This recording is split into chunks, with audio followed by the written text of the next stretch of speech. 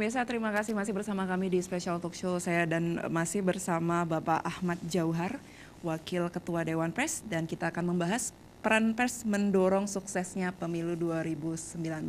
Ya, balik lagi Pak Jauhar, ini masih banyak pertanyaan tapi kita lebih enaknya santai aja ya Pak ya. Pak, tadi juga ada kegiatan workshop di salah satu hotel di Banda Aceh nih Pak. Kalau boleh tahu Bapak mungkin bisa menjelaskan juga dan masyarakat pemirsa di rumah pun bisa lebih mengetahui bagaimana tugas, peran, fungsinya dari Dewan Persnya sendiri Pak. Ya, terima kasih Mbak. Jadi memang ini bagian dari tugas Dewan Pers untuk melakukan semacam edukasi kepada komunitas yang menjadi domain Dewan Pers. Ya. Karena kami merasa tidak semua rekan-rekan pengelola media itu memperoleh kesempatan untuk ikut pendidikan yang intens bagaimana mempelajari jurnalisme itu. Yeah. Maka cara-cara seperti ini kami lakukan sebagai terobosan untuk memberikan wawasan kepada mereka bagaimana berjurnalisme yang baik. Yeah. Tadi ada singgung tentang bagaimana ikut menyukseskan pemilu. Yeah. Ini hal yang sangat fundamental, sangat mendasar bagi media, seluruh awak media di negeri kita ini. Yeah. Bagaimana mereka bisa memberikan pembelajaran kepada publik, bagaimana mereka bisa menularkan kepada masyarakat. Ini loh, memilih pemimpin untuk 5 tahun mendatang ini harus dipilih yang harusnya seperti ini, yang tidak memiliki sifat yang berlebihan, misalnya sifat yang suka mengambil yang bukan haknya. Koruptor itu kan mengambil yang bukan haknya. Jelas sekali. Nah, yang seperti itu kita tanamkan. Media harus di ujung terdepan untuk mengantarkan masyarakat ini loh. Orang-orang yang dipilih itu yang mereka memiliki kapasitas, memiliki kelakuan yang baik, memiliki akhlak yang mulia.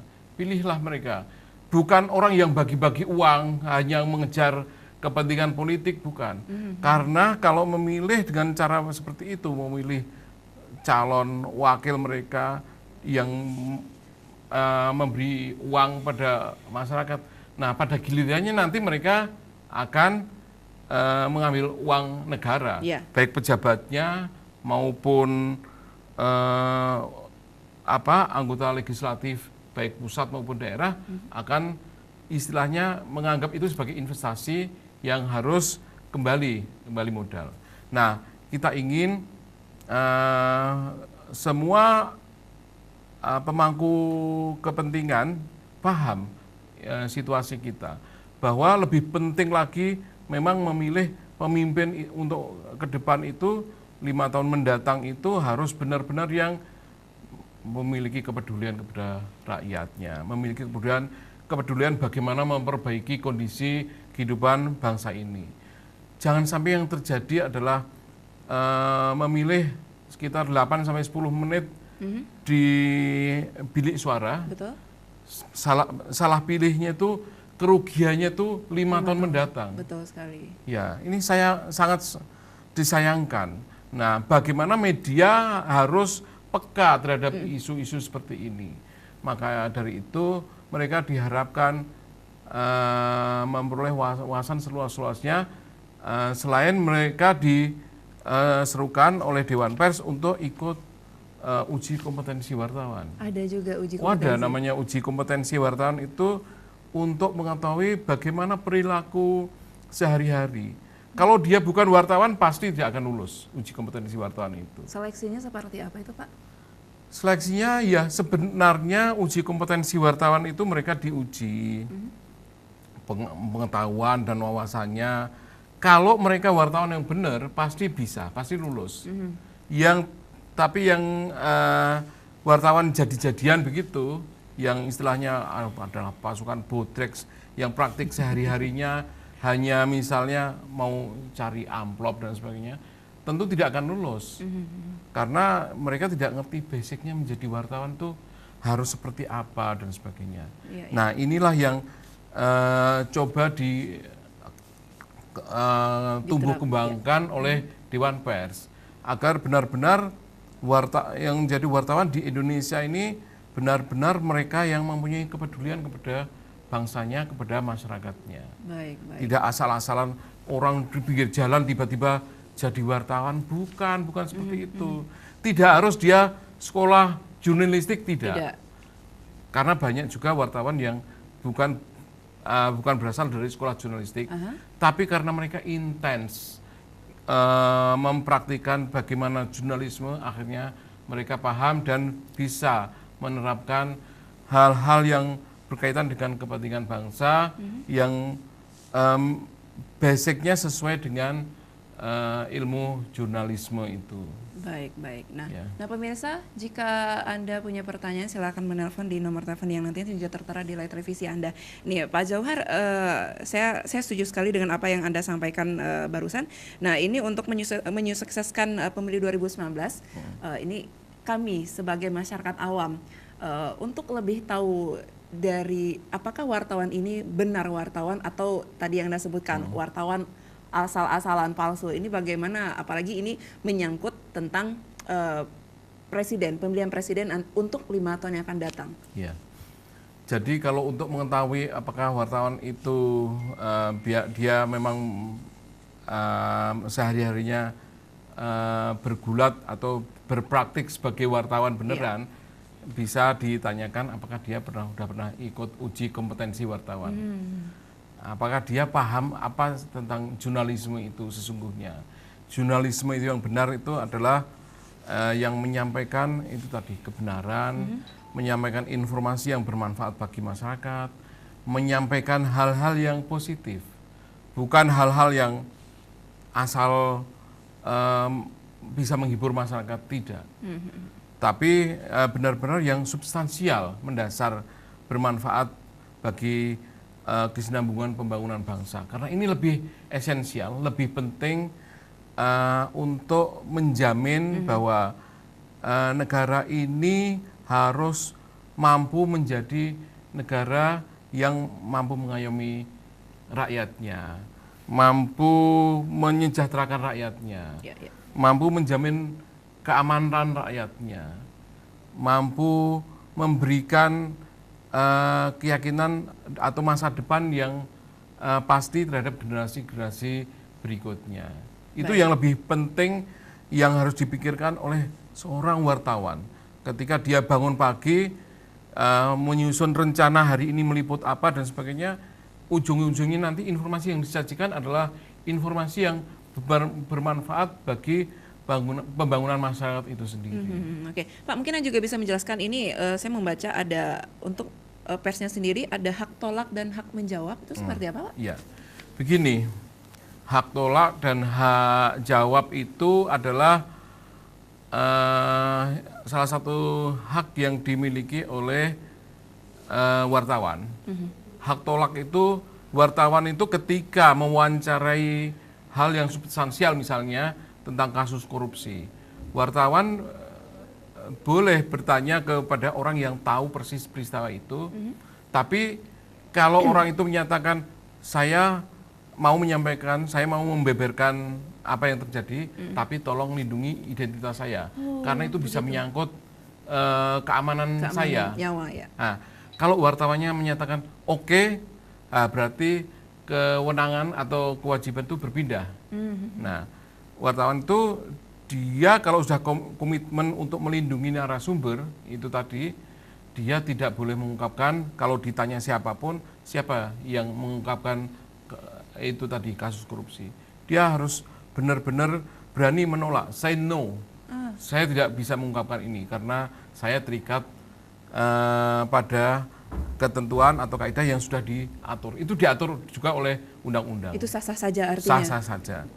Bahwa kemudian sampai terjadi konsekuensi kalau di internasional, di Indonesia juga, dia dipaksa mengungkapkan itu, dia sampai harus rela atau berani untuk menggantikan peran, misalnya orang itu sampai di penjara misalnya. Harus berani untuk menutupi identitas orang tersebut karena ini bisa menyangkut keamanan si orang tersebut. Baik. Nah, kemudian kalau hak jawab, namanya wartawan itu kan juga manusia. Manusia itu tidak terlepas dari salah dan luput atau kehilafan. Dia suatu ketika menulis dan kemudian dia mungkin melakukan kesalahan pelaporan suatu cerita, suatu berita. Nah, kemudian terlanjur ditulis salah. Nah, itu masyarakat atau siapapun yang menjadi objek berita itu maupun bukan, itu berhak melakukan koreksi terhadap informasi yang disampaikan oleh wartawan tersebut. Itu namanya hak koreksi. Oh, hak koreksi. Hak koreksi. Atau kalau si narasumber merasa dirugikan, saya tidak ngomong seperti itu, dia berhak menjawabnya, itu namanya disebut hak jawab dari narasumber atau subjek yang diberitakan tadi. Tapi biasanya melalui mekanisme di Dewan Pers. Dewan Pers nanti akan memerintahkan medianya, Anda wajib memuat hak jawab itu. Kalau misalnya akhirnya sudah disepakati bahwa media itu wajib memuat hak jawab dan bersedia memuat hak jawab, tapi ternyata hak jawabnya tidak dimuat, dia akan terkena delik pidana, dia terkena denda 500 juta rupiah. 500 juta rupiah? Iya. Wow. Iya, lumayan. Besar lumayan sekali. Besar itu. Baik, pemirsa, ini semakin seru sekali. Adakah pertanyaan? Silakan langsung menelpon di nomor telepon yang tertera di layar televisi Anda.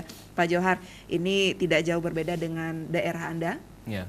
Daerah Istimewa Yogyakarta, ya. Dan Anda sedang berada di daerah Istimewa Aceh. Ya, sama-sama memiliki keistimewaan, ya, dan tentunya juga punya kriteria khusus juga terhadap daerah tersebut. Nah, ini di Aceh saja ada beberapa partai lokal, ya, dan ini juga masih menjadi polemik di masyarakat. Nah, ini bagaimana agar seseorang wartawan, ya, ataupun jurnalisme ini tidak ditunggangi oleh partai nasional ataupun partai lokal. Seperti apa? Ada trik khususnya, Pak? Sebenarnya begini, kalau seseorang wartawan ingin mewartakan tentang hal-hal yang terjadi di daerah Istimewa Aceh misalnya, dia harus membaca bagaimana riwayat sampai itu menjadi aturan khusus. Sebenarnya undang-undang itu kan kesepakatan sebenarnya. Betul. Kesepakatan itu harus dihormati oleh segenap pemangku kepentingan di suatu wilayah. Kalau itu merupakan kesepakatan di DPR, berarti menjadi undang-undang nasional. Tapi ada juga yang itu kan diatur oleh undang-undang bahwa ada kekhususan di Aceh. Jadi itu hanya berlaku di Aceh. Misalnya tentang syariah, ya memang itu memang daerah istimewa Aceh, ya hormatilah itu. Wartawan yang akan menulis tentang Aceh harus paham bagaimana aturan ini sampai bisa muncul. Istilah Al-Qur'annya itu asbabun nuzul. Asbabun nuzulnya seperti apa? Dan kalau itu sudah menjadi kesepakatan di Nanggru Aceh Darussalam ini, itu menjadi kesepakatan yang mengikat, ya yang di luar Aceh ya tidak usah ikut cawe-cawe. Kan sekarang selalu sering ada ini kesepakatan aturan yang di Aceh itu melanggar undang-undang karena tidak nasional. Loh, kan sudah ada kesepakatan bahwa ini daerah istimewa. Seperti di daerah istimewa Jogja, juga ada kesepakatan itu bahwa kepala daerah di Jogja tidak usah dipilih gubernurnya. Ya udah, karena itu menjadi ada hak yang itu, ya hargailah itu. Jangan semua harus dilakukan secara nasional seperti sama persis. Nah, kalau memang tidak sepakat, ini namanya demokrasi. Kalau memang tidak sepakat itu, ya usahakan di tingkat nasional ditiadakan itu. Tapi kan tidak bisa memaksakan kehendak itu. Nah, harus demokrasi itu prinsipnya harus menghormati suara, meskipun itu suara minoritas, tapi sudah menjadi kesepakatan semuanya yang harus dihormati. Gitu. Artinya memang tetap harus melalui mekanisme tersebut ya Pak ya? Ya, tidak bisa memaksakan kehendak, itu tidak bisa. Baik Pak, mungkin untuk pilihan presiden di bulan April mendatang nih Pak, ada proyeknya Pak dari Dewan Persnya sendiri adakah? Ya ini workshop yang sifatnya ini nasional ini. Jadi kami dari Dewan Pers merasa perlu untuk menyampaikan atau memberikan semacam pembekalan ataupun katakanlah pembekalan ulang bagi teman-teman pengelola media secara nasional. Karena mereka yang akan memberikan informasi, dan informasi itu nanti yang akan menjadi pegangan atau panduan bagi masyarakat secara luas gitu. Baik. Jadi kalau medianya itu salah memberikan informasi itu kemudian disiarkan kepada masyarakat atau diwartakan kepada masyarakat dan informasi itu salah, kan bisa menimbulkan kegaduhan atau ketidakjelasan bagi masyarakat itu sendiri. Misalnya begini, contoh kemarin di salah satu media nasional tuh memuat bahwa nanti dalam perjalanan presiden akan mengganti, misalnya presiden terpilihnya pasangan 01 itu misalnya nanti ada skenario pasangan wakil presidennya nanti akan diganti di tengah jalan. Betul. Kok kayak ganti-ganti sopir kernet bis gitu. Enggak seperti itu, ada mekanismenya yang baku. Baik. Nah ini kalau medianya itu enggak ngerti, enggak paham dan sebagainya, kemudian menyiarkan itu, memberikan itu kepada masyarakat, masyarakat menerimanya begitu saja, tidak ada ilmunya, kan bahaya. Ada itu kecolongan dong Pak? Kecolongan, mereka tidak paham bagaimana. Itu kan cuman apa ya, katakanlah hoax gitu, omong orang yang nggak ada dasarnya, kemudian beredar di WA udah lama itu, lah kok diberitakan secara resmi oleh media resmi. Betul sekali, saya sempat baca itu di koran. Nah, makanya itu aneh menurut saya. Iya, dan ini sebuah ya kecolongan seperti yang tadi saya katakan juga, bahwasanya harusnya ini bersikap netral, tidak menggoreng lagi isu-isu yang bisa mungkin hanya sebatas ini informasi bisa saya jual nih. Mungkin seperti itu ya Pak ya? Iya, meskipun dia nanti kemudian berdalih bahwa ini nanti kan tetap itu kan kami konfirmasi informasi, tapi basicnya itu tadi udah salah. Lah itu kan dari kode etik jurnalistik kan informasi itu disampaikan itikatnya itu harus dengan itikat baik. Harus disampaikan yang informasi yang benar itu seperti apa dan sebagainya.